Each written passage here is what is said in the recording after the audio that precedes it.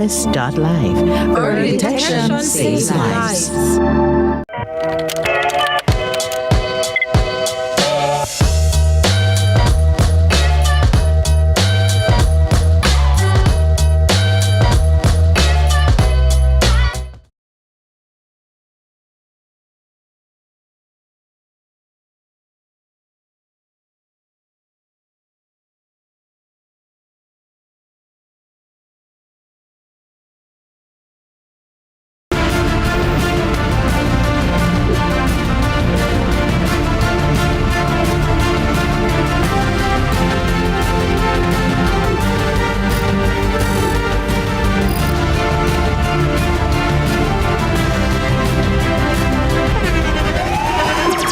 The internationally acclaimed On Stage with Winford Williams. At a new time, Saturdays at 8 p.m. on CVM TV. So much more than entertainment.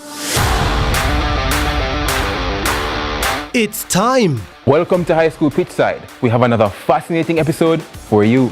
More matches, more big clashes. Let's talk about some of the big rivalries coming up this week. More of your favorite features. And trust me, you won't fall asleep in this history class. And of course, we always want to hear from you. Hear from your alma mater's players and coaches in Team Talk. You know we can't leave you out. So send us your messages on social media and watch us react on FanView. And you know we love a good little debate, right, Gio?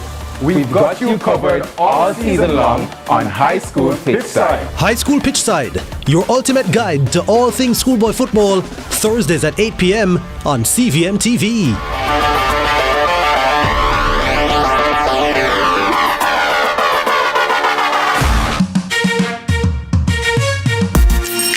Hey everybody, I'm Yendi, and this is Odyssey with Yendi.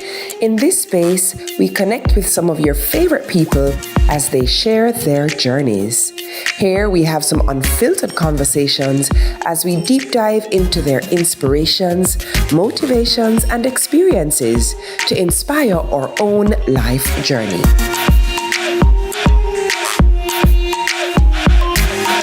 Odyssey with Yendi, brought to you by Grace, Singer, and Islandnet Services.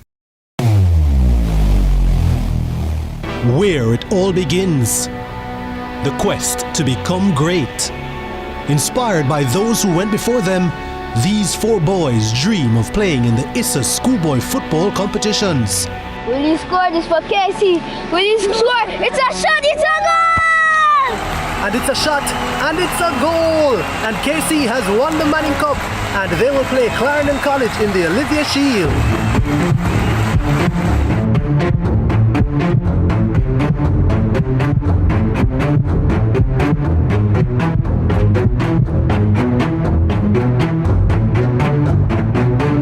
And that's what you love to see. They may be rivals, but the camaraderie is what it's all about. Can't wait for the final.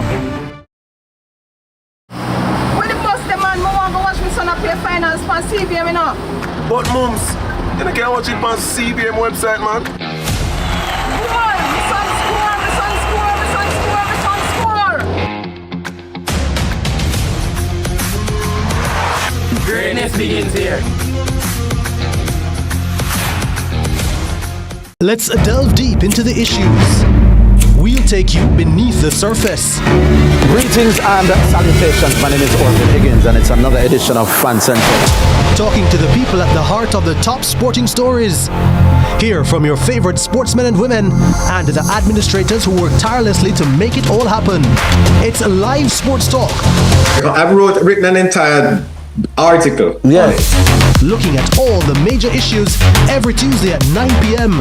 It's Fan Central.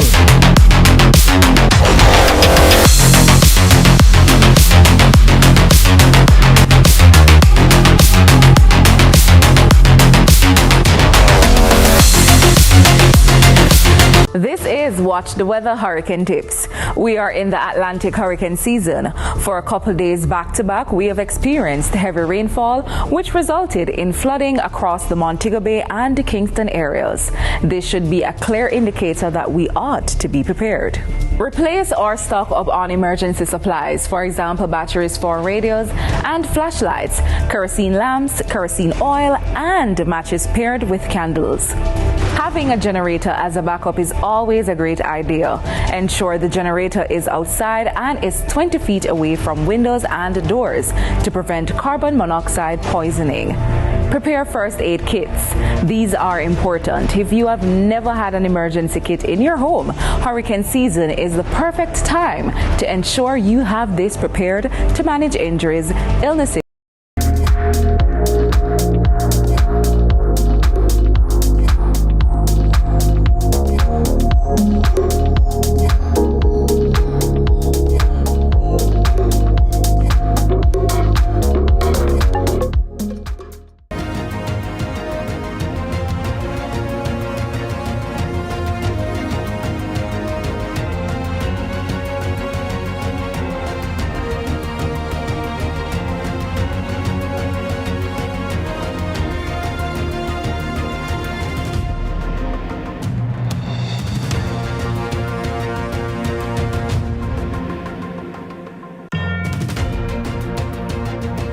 Good evening and welcome to Lead Story Prime. I'm Giovanni Dennis. All eyes are on Tropical Storm Melissa, which became the 13th named storm this hurricane season. Now, it's south of Hispaniola at the moment and is expected to bring severe weather to Jamaica by Thursday. The Met Office in its latest bulletin says a tropical storm watch remains in effect for the entire island. Now, this means tropical storm conditions pose a possible threat to Jamaica within 44 hours. Now, at 4 p.m., the center of Tropical Storm Melissa was located about 535 kilometers or 330 miles southeast of Morant Point, Jamaica, with forecasts showing heavy rains and strong winds in the hours ahead. Joining us now is Acting Director General of the Office of Disaster Preparedness and Emergency Management, ODPEM, Richard Thompson. Mr. Thompson, when we spoke earlier today, you told me you were entering a meeting. Just tell us what meeting that was firstly. Well, good evening to you and to your viewers. The meeting that we had today was a NEOC operational planning meeting, and that included members of the National Emergency Response Team and all parish disaster coordinators and some CEOs from the parishes across the country. What came out of that meeting? So it's really a meeting to see where we are in terms of our preparedness activities, and to put persons on standby, especially looking at our shelter procedures, looking at our operational procedures for emergency operations, and also just to ensure that the overall national team is in a mind of preparedness. Yeah. So just to put person in a state of preparedness and to start it very early, so we can start in general prepping the country for what will come going into the weekend. Well, starting Thursday and going into the weekend in terms of any impact from Melissa. Yeah, we've seen persons today commenting on some of the rain that we saw. Today in Kingston, there was flooding in parts of the corporate area, but this didn't necessarily have anything to do directly with Tropical Storm Melissa, no, did it? No. The Met Office gave a severe weather advisory from roughly 2 days ago, which had nothing to do with Melissa. Melissa actually just entered the Caribbean today and formed into Melissa today. So the system which we were tracking for the past 2 to 3 days entered the Caribbean today, our Caribbean waters, and form into a tropical storm today. Yeah. So there was no association with Melissa, given the rainfall activities that we had this afternoon. And we saw videos of flooding in Birdsuck House, Marcus Garvey Drive. How are those areas known? Where else were any other areas affected today with today's rainfall? We have not received any reports of additional flooding, but what we have been seeing over time is that when we have these kind of rainfall activities, we tend to have urban flooding. But the water tends to flow off very quickly. But it's a concern in terms of the kind of runoff that we're having in our urban space and the drainage system that we have in terms of the ability to carry the water that we're seeing. I mean, climate change is real. So what we're seeing now is 2 hours of rainfall, which would be like the monthly average of rain that we receive. Yeah. So with that kind of rainfall in 2 hours, you will have some degree of urban flooding. Yeah, we did speak about that at length last week with urban planning expert Professor Carol Archer speaking just about that as well, the runoffs not being sufficient. One of the things you mentioned coming out of the meeting was looking at where we are. Now, I know usually when these sorts of meetings happen, you'd come out and, give a front, but really and truly, are we ready? Well, our systems are sound in terms of our state of readiness. The parishes, we have gone through a lot of operational planning, going through the hurricane season, emergency operation training, pre-position of supplies, looking at our improvement in our household damage assessment requirements. So we have been doing a lot of work. And a lot of it coming out of Beryl. What do you mean by that, household damage assessment? Well, if we are impacted and persons have damage to their houses, what we normally do, which is led by the Ministry of Labour and Social Security, which is a part of the overall national requirement, we go out and we do the assessment. So you want to see if some homes are partially damaged, totally, and there is total damage or there's no damage at all. We log those, and then we from that now we determine how best we respond to communities.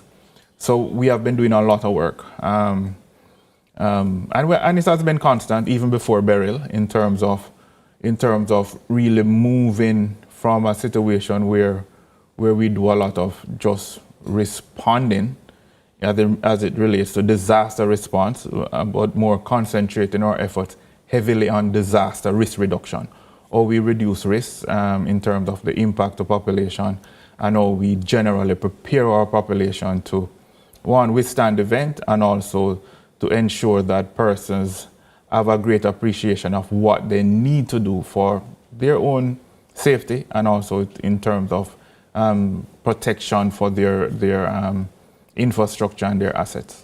One of the things we always hear from, for example, the councils when we speak with them and different heads of agencies, municipal corporations, for example, government ministers, MPs, drain cleaning is taking place, but whenever it rains, though, the flooding seems still to be a major issue. Looking at a video, for example, just one quick example from Edgewater in Portmore this past weekend, we saw Edgewater seriously flooded, and the residents there were saying, listen, they've lodged complaints already, they've lodged, told the sitting councils for the area that, listen, we have serious draining cleaning issues, or the drains need to be cleaned. It's not being cleaned. If, as you were mentioning earlier, that with climate change, we're getting in half hour what would be like an entire day's worth of rain. And what happens now when the tropical storm comes, which will be a little bit longer, with the level of drain cleaning that's taking place? Because I hear you saying that, okay, our systems are sound, we're doing disaster risk reduction, mitigation efforts as opposed to reacting, but on the ground, though, is that reflecting really? Well, it is reflected a lot across. Yes, there are areas that there are drainage issues. A lot of areas. So some of it is stemmed from our citizenry operate with the drainage system. Today I was Mr. Thompson, all of it cannot be blamed on the citizens doing it. Yes, the garbage disposal habits are poor. No, it's not blaming all of it on the citizen. We're saying there's some of it that stem from how we as individuals treat with our disposal. What about the maintenance, serious maintenance concerns? So there are maintenance concerns. There are also a fact that our drainage system, when you look at building out modern drainage infrastructure, as we put in new roads, new type of roads, we do redesign for roads. We put down the new modern drainage infrastructure. When you look at our from a development planning standpoint, a lot of the development that we are having now is outpacing what we have as infrastructure. Yeah. So it's to ensure that we are modernizing infrastructure, but also to ensure as well that how we treat with infrastructure. So like I was giving you an example quickly as to we were doing some assessment today in Burger Gully. Mm-hmm. Where is that? So we went off Langston Road, Mountain View off Langston Road. That area has been having flooding challenges for some time. And so there is concern for the area as it relates to what might happen over the weekend with Melissa. So we went in to look at the area. And while we were there, the gully started flooding because it was raining in the hills. And when you look at the amount of garbage that was coming down in the gully, that just don't come from just it being there. Yeah. It's from disposal, and that tends to from time. If our drainage infrastructure is currently we need to modernize in a lot of areas. If you find Mr. Thompson, we have to go to the break. Sure. We're pretty much out of time, but I want to ask you one final question. You mentioned your emergency procedures. Tell me a little bit about those in the event of any sort of emergency when the tropical storm, which we expect to be a hurricane by the time it gets here, So comes. part of the emergency procedure is to ensure that once we go to looking at the system getting close to us, going to hurricane warning, is the activation of the National Emergency Operations Center. So that's where all the members of the National Emergency Response Team will come into the ODPEM and come into the Emergency Operations Center from where the coordination takes place. Okay. Once that happens, all the satellite emergency operations center across the country is activated. The parishes, the entities of government would activate their emergency operations center as well, in order for us to fully coordinate the activities as it relates to the event. What next for the NEOC? When's the next meeting? So we are looking at day after tomorrow. There are a lot of things that we'll be doing tomorrow in terms of running scenarios, looking at based on the trajectory and the path of the system. We keep having those meetings with planning meeting with the Met Office and to run those scenarios that it relates to our at-risk communities, looking at the amount of persons we think will be impacted.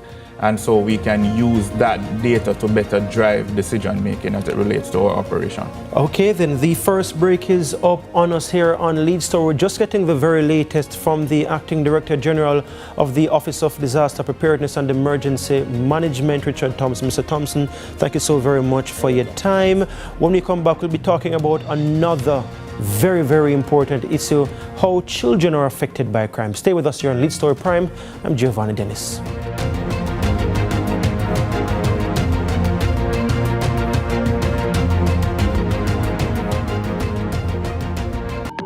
There are certain moments in life you'll cherish forever, like finding love, realizing your life is going to change forever, creating your dream home.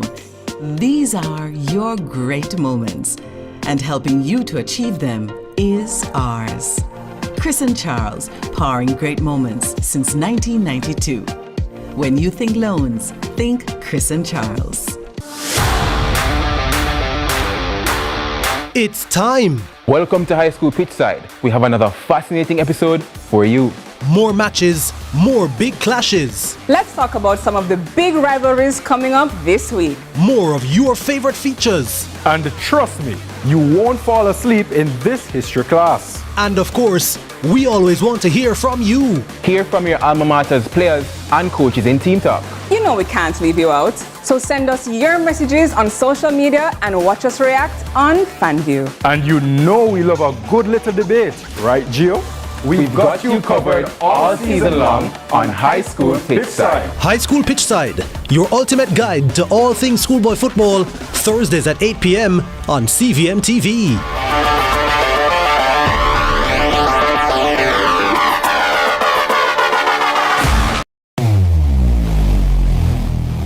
where it all begins. The quest to become great. Inspired by those who went before them, these four boys dream of playing in the ISA schoolboy football competitions. Will you score this for Casey? Will you score? It's a shot, it's a goal! And it's a shot, and it's a goal! And Casey has won the Manning Cup, and they will play Clarendon College in the Olivia Shield.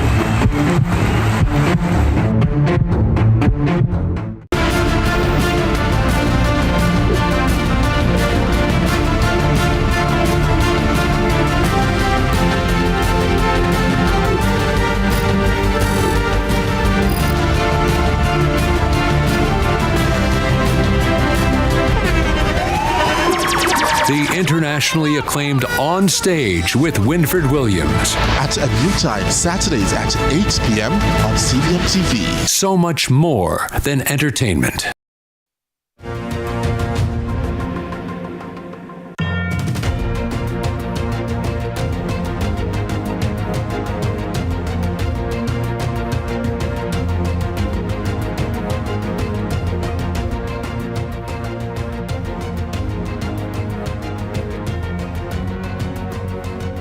Welcome back to Lead Story Prime. As at October 11, there have been 539 murders recorded in Jamaica since the start of the year, and among the victims, several children.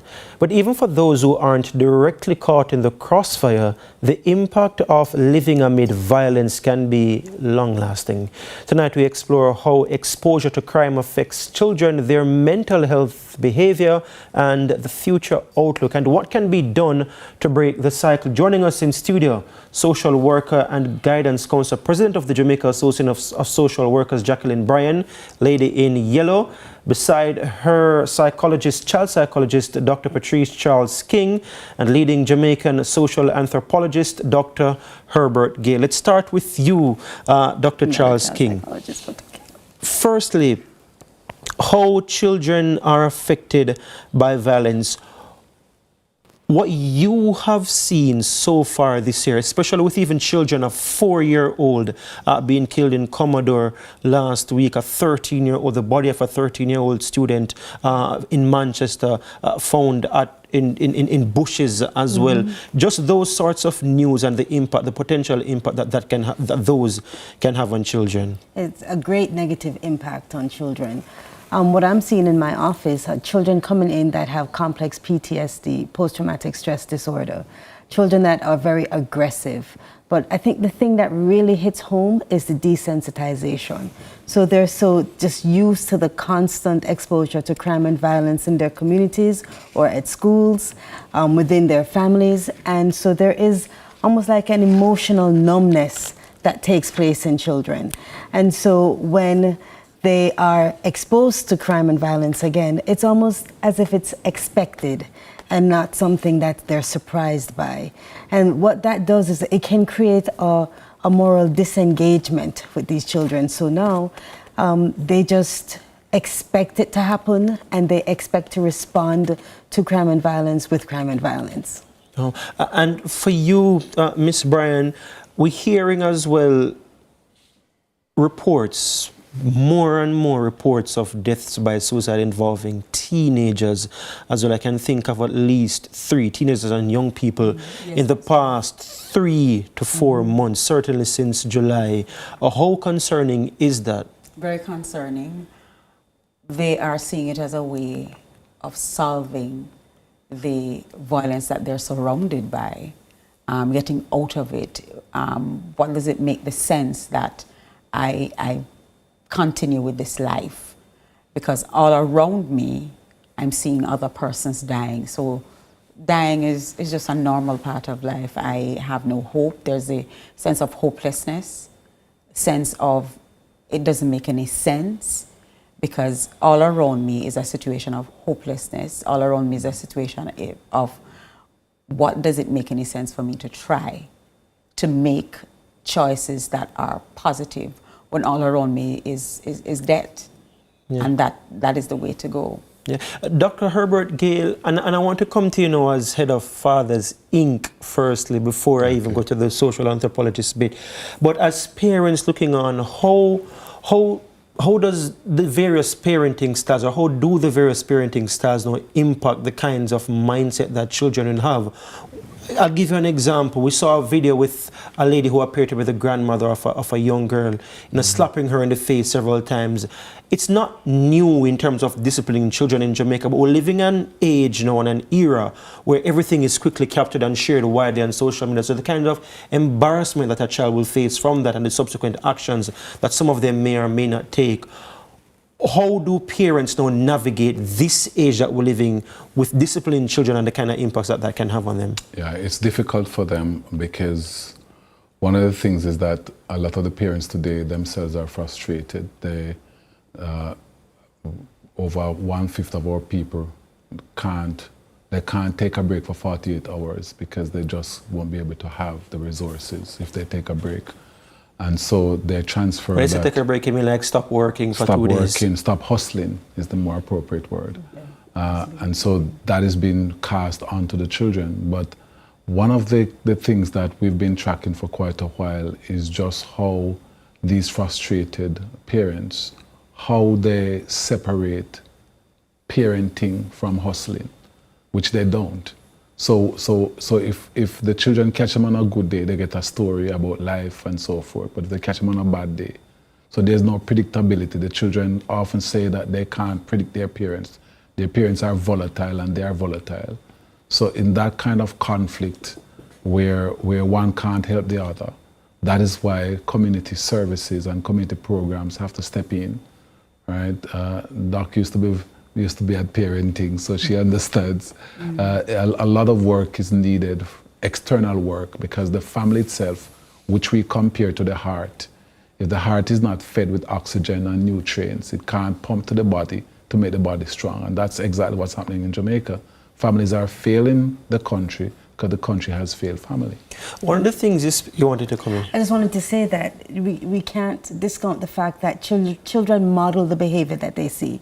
So if they're exposed to violence in their families, domestic abuse, we're hearing a lot about domestic abuse, abuse of the child, abuse of the child, then you're going to see quite a lot of aggression and antisocial behavior in the children. And that's exactly what we're seeing in the schools. We're seeing a lot of bullying, we're seeing a lot of fighting. We're even seeing a lot of, I was corrected by a 17-year-old boy who said, don't call it a gang, we call it organization. So there's a lot of organizations in schools. And a 17-year-old told you that? Yes, they don't like the term gang because it sounds too negative. So they refer to themselves as organizations. Doing the same things that gangs do. Doing the same things that gangs do. But organization seems a lot more positive for them because it's a group that they belong to where they feel secure, they feel safe. They don't feel safe in the communities by themselves. And matter of fact, they're encouraged by gangs, adults in gangs, to form themselves into these organizations within the schools. So what do they call these organizations? Do they have specific names for them? They have specific names. I don't want to call any specific name right now, but that's the general term that they refer to themselves. The group is an organization. Right. So do they... And you find that they will, if you ask a child to stay back for any activity or as a counselor to stay back for a counselor, you will find other students waiting for them. They're not going home by themselves. Mm-hmm. They have other students as part of their organization that is waiting for them. And you have that experience as well? I have that experience. With the don't call us any gangs anymore, we're organizations? I have not heard for a very long time gangs. We as the adults are out of sync and might say gangs, but they're not doing that. And they wait. If all four of us and I am having to stay back for whatever it is, they wait for them out the gate. Mm-hmm. Yeah. They're not leaving until all four of us come together. But I mean, and we have said, and one of the interesting things that we have realized, hold a second, I want to dig a little young bit. our young ladies are now becoming more aggressive than the male. You find that, right? We want to delve a little bit more into that, but we have to take a break here on Lee's Story, getting some insights on this issue of crime and how it affects our children. We are hearing from experts here on Lee's Story Prime. Stay with us, we'll be right back.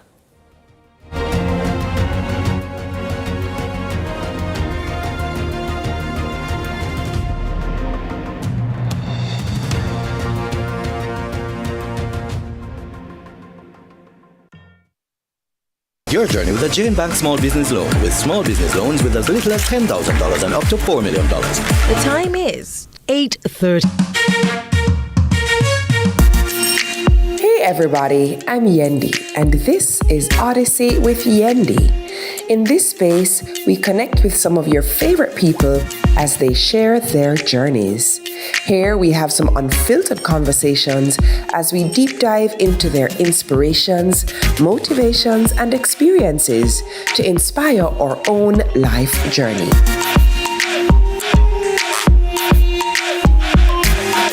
Odyssey with Yendi, brought to you by Grace, Singer, and Islandnet Services. Every dream conquered is another dream gained. I land and I fly again like a jet plane.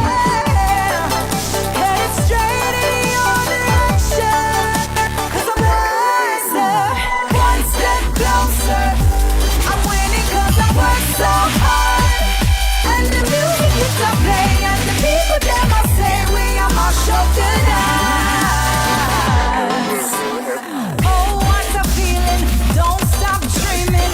Keep on believing in the power of the feeling. Whatever you want, take a chance. Song in your heart, step in your dance. You got a spark, don't put it down. Shine your lights on.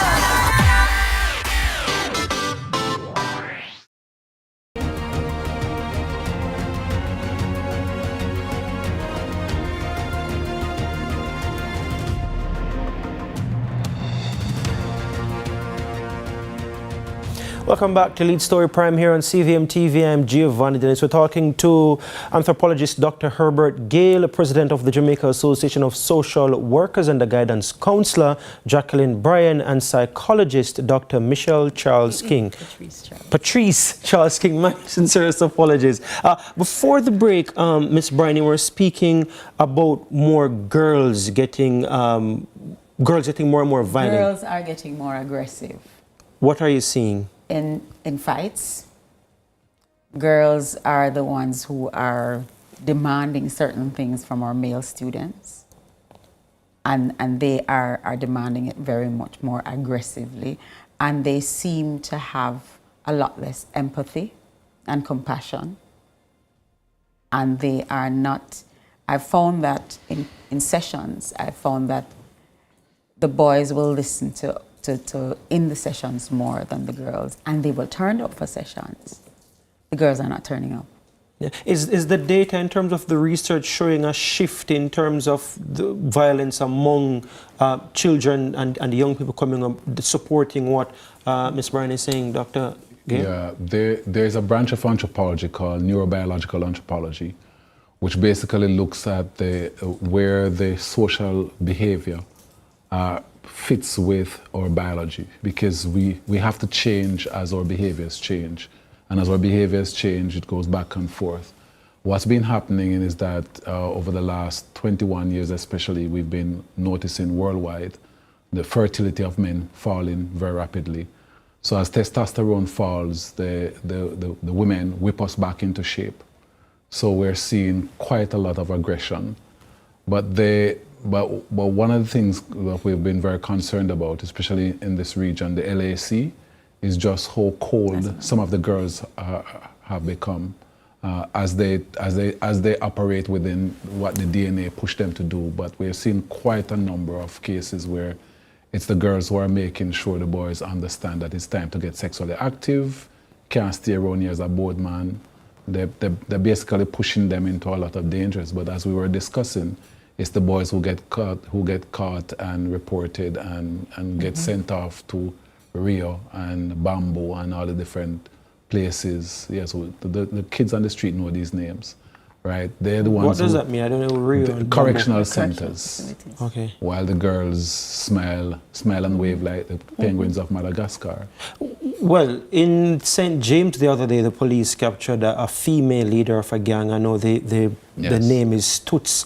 So we're seeing that happening. One of the things you spoke about as well is this issue of ontological security and how that affects some of the behaviors. I wanted to break that down. That's something you've spoken about elsewhere many times as well. How is that impacting some of the behaviors? All right, so humans are preoccupied with staying alive.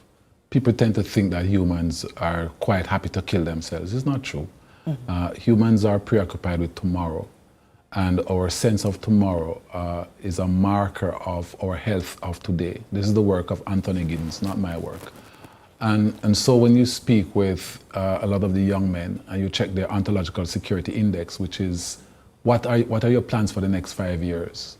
And we have 5 tiers, and the worst tier you want to hear, that you don't want to hear, is me not really care. You know, that's the flat out.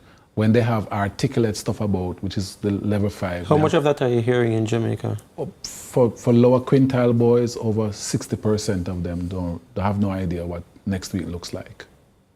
And it means if you have low expectation of tomorrow, you're what is called a walking dead, which means that people can recruit you, mobilize you into any organization, any crew, any feuding frame. In a 2022 Anti-Gang Week Town Hall, they call for more mechanisms to prevent the recruitment of young people by criminal organizations as well. What more needs to be done to kind of prevent some of what you're talking about, the walking dead, as you say? Find what their passions are. Yes. Find what it is that they're passionate about. I had a conversation with a colleague today, and I said to him, our boys need to know that and encourage into their passion. There's a young man he eats, sleeps, and drink drumming. Yes.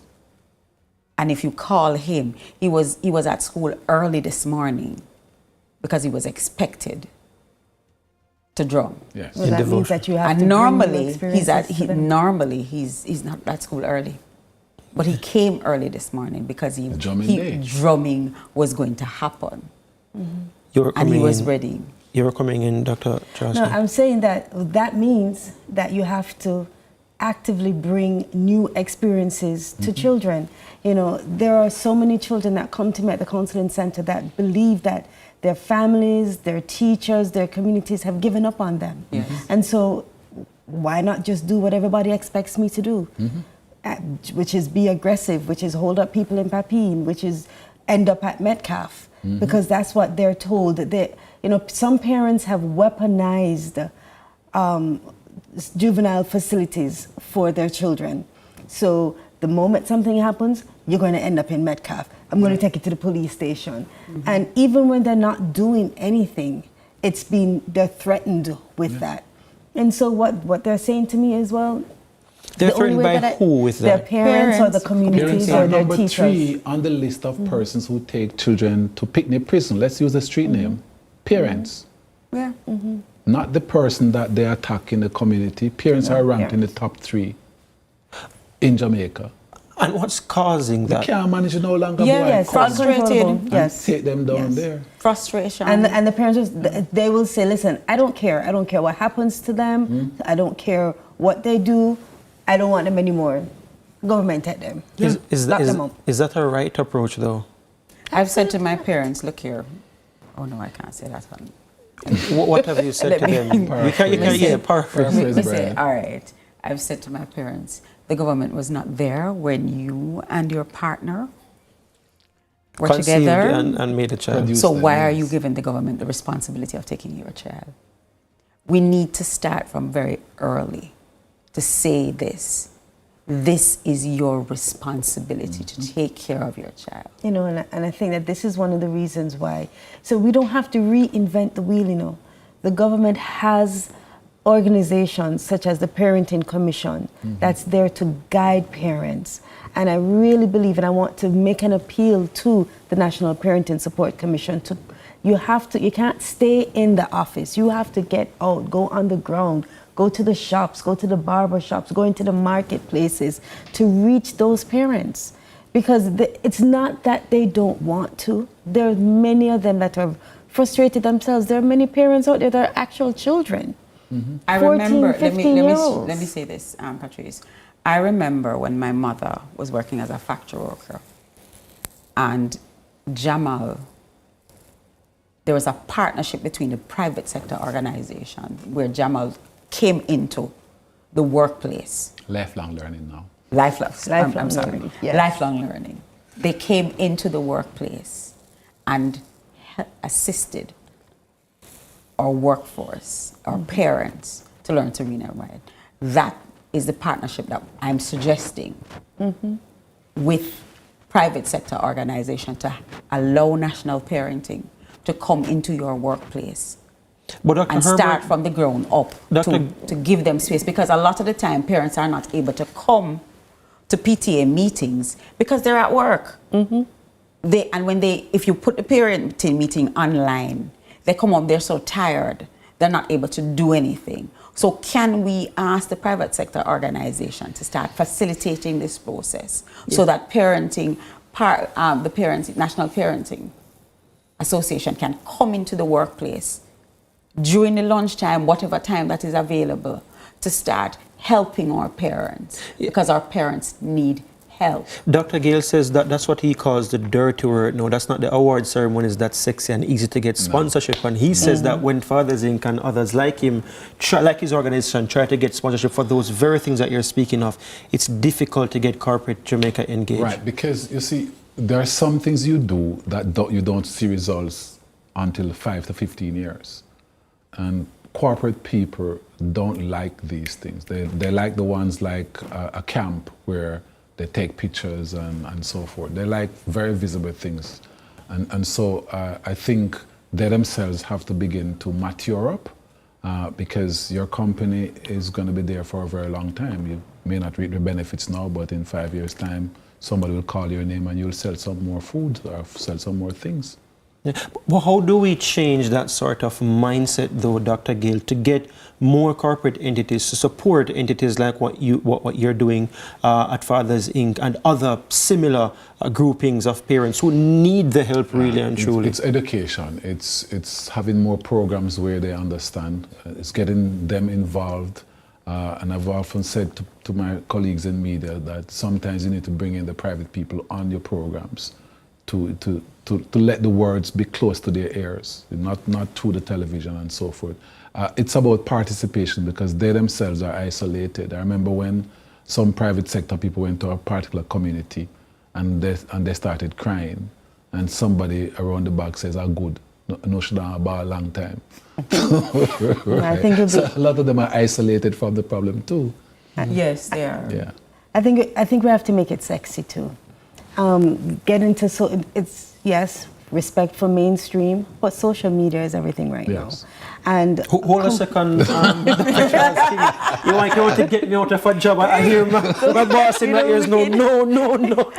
Respect to mainstream, but a lot of the individuals that we're trying to reach are on social media. Yeah. And so organizations like National Parenting Support Commission, they need to present themselves in a way that they are having live streams, they're reaching out to people through social media, also creating videos that connect with those individuals on social media, and also provide in a way that they can be reached, that they can be communicated to through these individuals. Yeah, I want to ask as well the role that what we call this new brand we call social media influencers can play in this, because they may have a lot to do, and as well as entertainers on the music. But we are upon our final break here on Lead Story Prime. Stay with us. We're digging down into this issue of violence and how it affects our children being involved in violence as well. So many layers to unpack here on Lead Story Prime. Stay with us though. We'll be right back.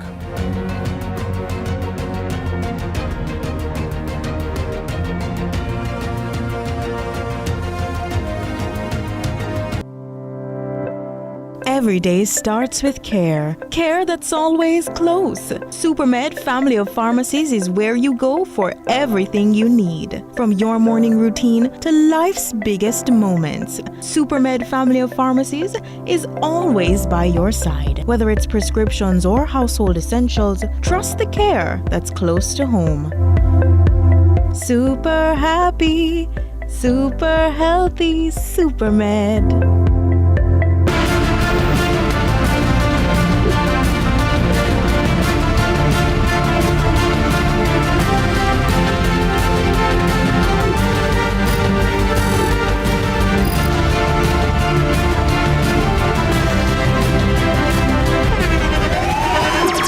The internationally acclaimed On Stage with Winfred Williams. At a new time, Saturdays at 8 p.m. on CVM TV. So much more than entertainment.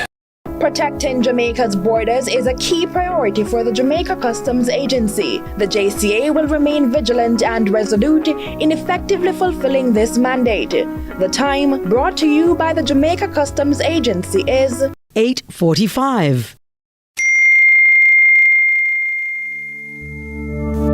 A mammogram can shape your motherhood. The Jamaica Cancer Society, helping women now. Visit the website at jcs.live. Early detection saves lives.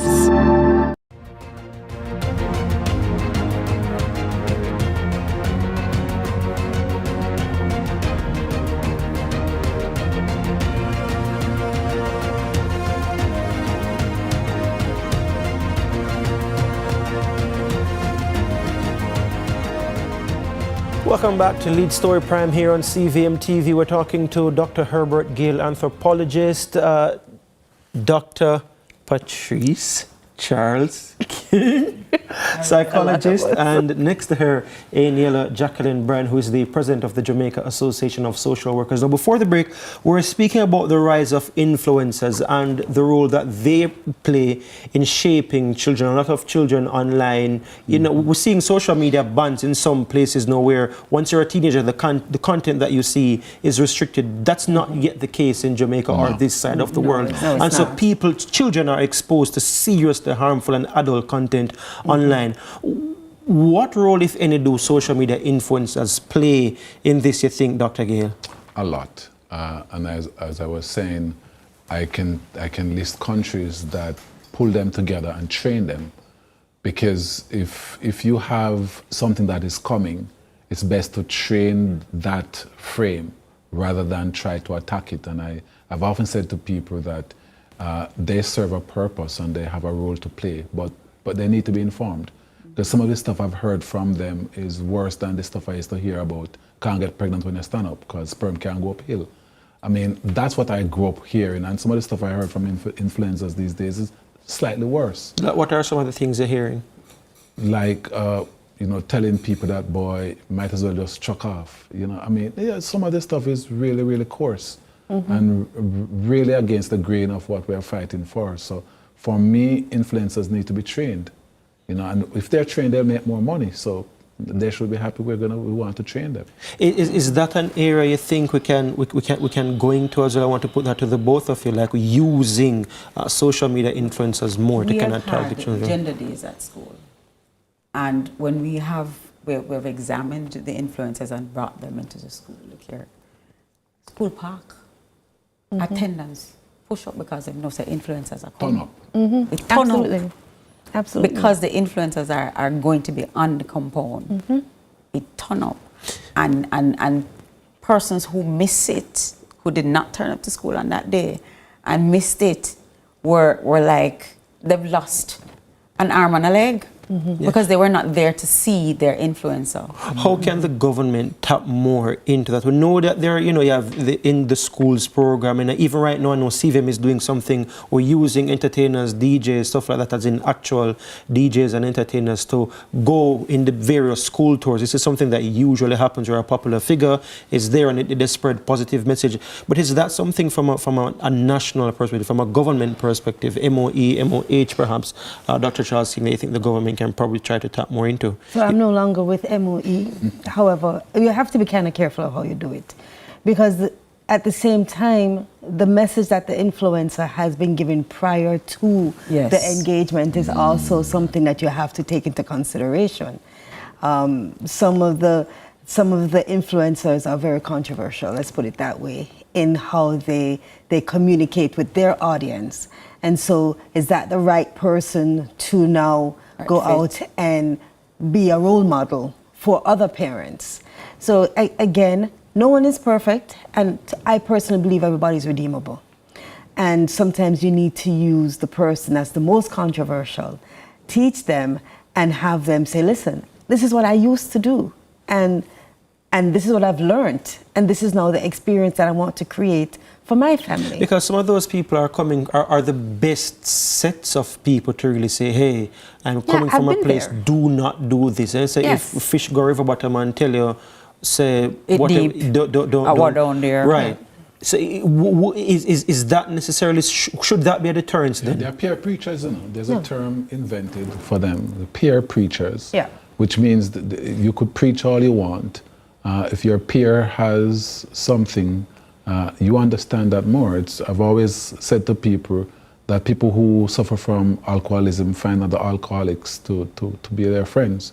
And people who have other kind of psychosis always have somebody that identify with them. So peer preachers are very powerful. Absolutely. And that is why I've said to all the parliaments I've had a chance to work with that you can't deny them a space. What you have to do is educate them, transform them, exactly, and allow them to work. And speaking about space, I mean, you're a psychologist, Dr. Charles King.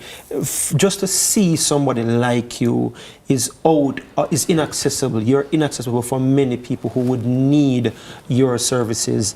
How do we reconcile that problem? You're an expert. We have a lot of experts like yourself, a lot of psychologists who are available, who are excellent at what they do. But the people who most need your services, at least many of them simply can't afford it. Mm-hmm. And I acknowledge that, because I am in private practice. But that's why I have started, and I've been doing this for quite a while now, on Sundays doing what I call talk therapy. It's a 1 to 2 hour talk therapy session live on Instagram. And so you're using social media? So I am, of course, I am using social media. And we speak about the whatever topic. I mean, people send me messages privately. Can we have this discussion? Last week, Sunday, we spoke about just reaching that breaking point and how to get back from it, how to recognize suicidal ideations in your family members, your partner, your children, your friends. And we do have quite a few people joining on. And so that's one of the ways that I provide service without charging. Yeah, and do you find there's interest there in those kinds of discussions, those kind of not so sexy discussions, but very real? Yes, suicidal ideation as is yes, and that's just one of the topics. You know, we speak a lot about families, we speak a lot about relationships, and just negative behavior that you know, one would probably want to change. And yes, again, it's just about getting the word out there, and people are recognizing that I'm on. And so I'm seeing people coming on regularly now and asking their questions. And yes, I am being told that they're helped. Yeah, these kinds of sessions, however useful, they're public. A lot of the issues affecting people are, you know, embarrassing, shameful. They wouldn't want anybody else to hear it, though. How do we now move from this very excellent first step and perhaps a continuing step, which is a good space where people can go, to the kind of one-on-one sessions now, Ms. Bryan, you think? Well, most schools have guidance counselor. And there are 1 and 2 of us who are trained social workers. And we start with our students, and then we do, because it doesn't make any sense that you work with a student alone. So we ask questions, who is it that you talk to at home? Yeah, family. Who is that person in your community that you look up to? And then we do group sessions, we do family sessions. So the school is there. And there are times when, because again, we're looking at the working populace. They leave work at 5 o'clock. So I've had sessions with parents at 6 o'clock in the morning. Mm-hmm. I've had sessions with parents at 6 o'clock in the evening. Mm-hmm. Because that is when they're available. And that is one of the flexibilities that we have to do in terms of hitting where it hurts and getting them to come in and realizing that as a parent, we're here for you and that we are willing to help you. We pull in ministers of religion because I've reached out to minister of religion and saying, this particular individual attends your church. And we have some minister of religion who are trained counselors. And we say to them, this particular member, is there a group at your church that has a session like this and is willing to form a session like this? So we reach out to those persons. We have social work students who are doing practicum hours. And we say to them, form a group at a clinic, form a group at your church, and look at these issues and help them to address these issues. So we're using the tools that are available to us and saying to persons, okay, they are mandated that they have to do a certain amount of hours as social work students. And this is where the need is. So go where the need is, because we're struggling.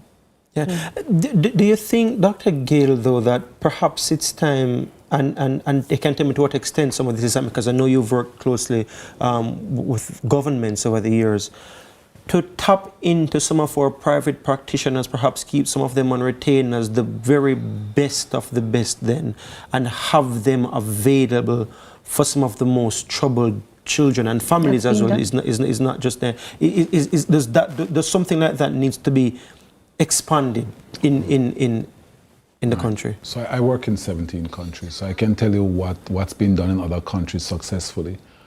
We have quite a number of persons or people in Jamaica and the region that are retired, and we've been dabbling with this word for quite a while.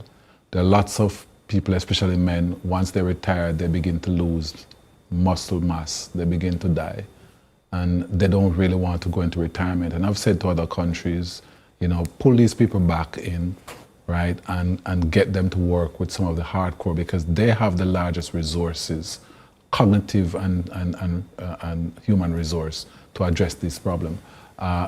It's been done in education, it's been done in mental health, it's been done all over the place. And that is one of the areas where I see we have the most resources that we have not been utilizing very well. I've seen it done in some of the Spanish-speaking countries. We have about 20 seconds to go. Dr. Charles King, you were saying just now that, you know, it is being done at the moment, but is enough being done? Well, is the issue? It's definitely a start. The Ministry of Justice has the Child Diversion Program that offers free counseling to those individuals that are in it. And what I like about the Child Diversion Program is that they're not just counseling the children, but it's also mandatory that the parents get counseling also, and that you can also involve family counseling just depending on whatever it is that child is there for. So, and they start with 6 sessions, but then if it's necessary, the psychologist, which I'm one of the psychologists for Kingston and St. Andrew, you can request additional counseling for that child or family. So that is definitely a good start. Next step for you finally, Ms. Bryan? As I'm saying, which I've said before, private sector needs to come on board, open their doors, and allow the parenting commission to come in and give our parents the tools that they need in order to be better parents, and so that our crime rate can go down, and so that our children can not be suffering with post-traumatic stress disorder. Right, I have been given the wrap-up signal from at least 2 minutes ago. We are entirely out of time. Can I thank you all so much for your time here? Of course, this discussion is nowhere near sufficient on this issue. We could talk about this every single week as an ongoing issue in the country, but it's a very important one nonetheless. This has been Lead Story Prime here on CVM TV. I'm Giovanni Dennis. Stay tuned.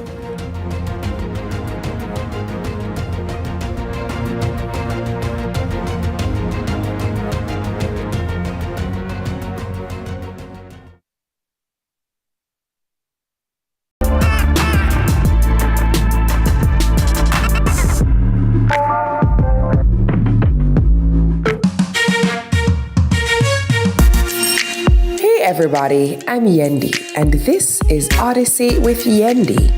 In this space, we connect with some of your favorite people as they share their journeys. Here we have some unfiltered conversations as we deep dive into their inspirations, motivations, and experiences to inspire our own life journey.